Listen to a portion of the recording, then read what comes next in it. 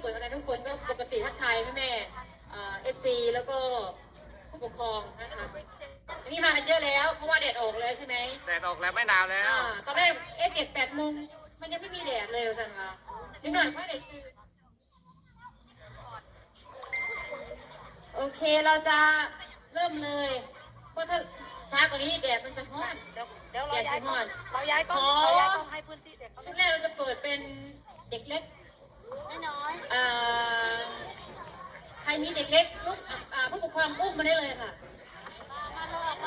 เด็กเล็กๆนะคะก็อนุบาลหรือไม่ก็ศูนย์เด็กอนุบาลเนี่ยถึง3 ขวบไหม4 ขวบทั้ง4 ขวบอายุไม่เกิน4 ขวบมาค่ะโอ้ย